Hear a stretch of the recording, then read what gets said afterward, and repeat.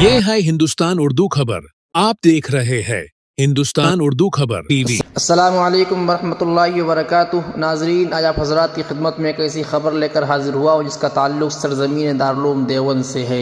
दारुल देवबंद से एक बहुत ही अहम और कीमती ऐलान उन तलबा के लिए शाये किया गया है जो इमसाल दारुल देवबंद आने के मुतमन्नी हैं। दारुल के लेटर पैड पर लिखा गया है कि जदीद दाखिले की तैयारी के लिए आने वाले तलबा दारुल में क़ियाम के लिए दफ्तर दारुल इक़ामा से क़ियाम का फारम 25 शाबानुल मुअज़्ज़म 1446 हिजरी से हासिल कर लें और फार्म को पुर करके दफ्तर दारुल इक़ामा में जमा करा कर इजाज़तनामा हासिल कर लें। उस इजाज़तनामा को हम वक्त अपने पास रखें, किसी ज़िम्मेदार के तलब करने पर फ़ौरन दिखाएं। इस कमरा में क़ियाम करें, उसका हवाला फार्म में दें, मुकर्ररा जगह के अलावा क़ियाम न करें और कमरा के बाकी अफराद से तारुफ़ हासिल कर लें।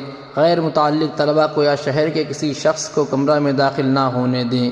कमरा को खाली ना छोड़ें। फार्म पर अपना मोबाइल नंबर लिखें। स्मार्टफोन इस्तेमाल हरगिज़ ना करें, पकड़े जाने पर ज़ब्त कर लिया जाएगा।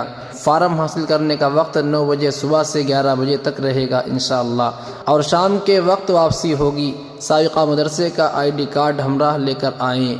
दाखिले के जदीद उम्मीदवार तलबा अपने क़ियाम फार्म के हमराह आधार कार्ड और साबिक़ा मदरसे का साल गुज़िश्ता का ID कार्ड का ज़ेर अक्स मुंसलिक करें। इसके बगैर फार्म जमा नहीं किया जाएगा।